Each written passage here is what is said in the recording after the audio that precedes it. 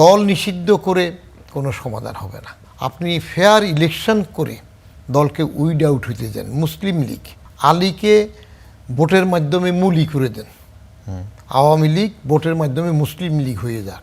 আপনি ভোটে আসতে দেবেন না, জোর করে তাকে বাদ দেবেন, তারপরে বললেন ইনক্লুসিভ ইলেকশন। তো এই ইনক্লুসিভ বানান কেমনে হয়? এটা তো এক্সক্লুসিভ হয়ে যেতেছে। এই নির্বাচনে আওয়ামী লীগকে আনা দরকার ছিল, অবশ্যই দরকার ছিল। আওয়ামী লীগের ভবিষ্যৎ কি হতে পারে আপনার কি মনে হয়? আওয়ামী লীগের ভবিষ্যৎ কি হতে পারে? আপনার জামাত নিষিদ্ধের কথা যেটা বললেন, জামাত নিষিদ্ধ হওয়ার সময় হাসিনা শেষ মুহূর্তে যেটা করলো, আমি তখন একটা টেলিভিশনে লাইভ টক শোতে বললাম, এখন জামাত নিষিদ্ধ কেন করা হচ্ছে, ওয়াই? তখন অনেকে আমাকে বললো যে সারা জীবন তুমি মুক্তিযুদ্ধের বিরোধী হিসাবে জামাতের সমালোচনা করলা, আমরা তো দল হিসাবে তাকে নিষিদ্ধ কেন করতেছে এখন? ইনু মিনু কাদের কথায় যদি করে তাহলে তো সেটা সিজন্ড পলিটিশিয়ানের কাজ হলো না, তাহলে সেটা ঠিক হয় নাই।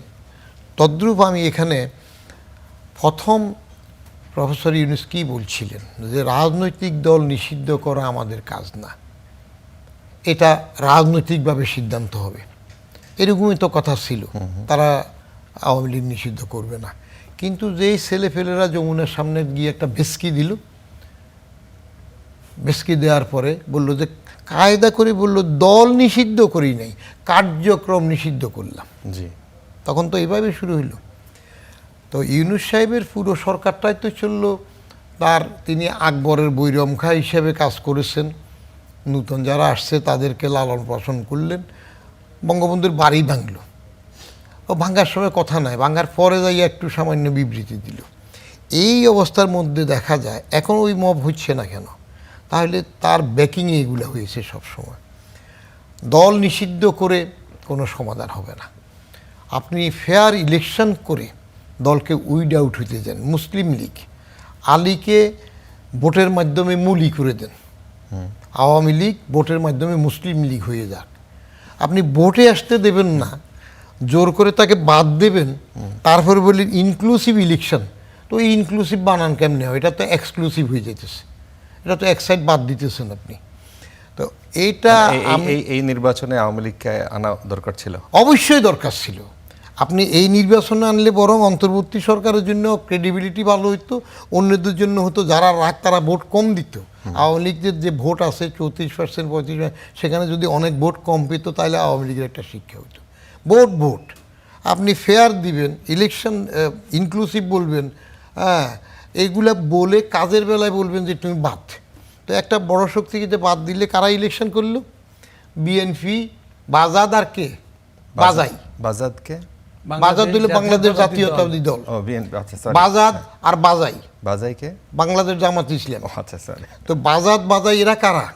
এরা তো এক দল, আগের সরকারের লোক, সবসময় ছিল না। এক ফোঁটা রহমতের জন্য বাজাদের পিছনে ঘুরছে না, তাদের মন্ত্রী হয়েছে না। ওই সময় আমি সরকারে ছিলাম, তো চাকরি করেছি। তো এখন ওরা আবার এ টিম বি টিম, এরা যখন আমরা আর মামারা হয়েছে, আবার জাতীয় পার্টিকে নিয়ে করেছে। ঠিক এবারের ভোটটা তো তাই হয়ে গেছে। তার মধ্যে আবার একটা মজা ঘটলো, যারা কিছু ক্রেডিবিলিটি নিয়ে দাঁড়াতে পারত, জানাফা জাতীয় নাগরিক পার্টি, যেটা আপনাদের এনসিপি, ওরা যে জামাতের পকেটে ঢুকে গেল, ঢুকে লাভবানকে কাকে করলো? জামাতকে করলো। বড় বট গাছের তলায় শেখ মুজিব যখন বঙ্গবন্ধু হিসাবে, জাতির পিতা হিসাবে একক নেতৃত্বে ছিলেন, তখন 3 মুজিবের একটা আঁতাত হয়েছিল। মুজিব 3 ময়ের আঁতাত, মুজিব, মুজাফফর, মনি সিং। মনে আছে তো? এগুলা প্রচুর লেখাপড়া না করলে মনে থাকবে না। মুজিব, মুজাফফর, মনি সিং, 3 ময়ের একটা আঁতাত হয়েছিল। তো তখন আমি একটা আর্টিকেল লিখছিলাম যে 3 ময়ের যে আঁতাত, এর মধ্যে একটা মতো বট গাছ, আর 2টা তো শিশন্দি ছাগলের 3 নম্বর বাচ্চাও না। তো এই জাতীয় আঁতাতে কাজ হয় না। এখন এইবার যে ভোটে জামাত এত সিট কি পেত? আপনি টোটাল যদি হিসাব করেন, বিশ্লেষণ করেন, জানাফার যে কয়টা ভোট আছে, এনসিপির যে পার্সেন্টেজ মার্জিন, যেই মার্জিনে জামাত জিতেছে, সেখানে এদের ভোটগুলা বাদ দিলে দেখা যায় জামাত অনেক সিটে হারে। তাহলে লাভবান হইল জামাত। মাঝখান দিয়ে বি টিম হয়ে গেল জানাফা, এরা একেবারে বোর্ড যদি সিট যদি দুইটা নাও পেত, শক্ত হয়ে থাকতো, তাহলে এদের ভবিষ্যৎ ছিল।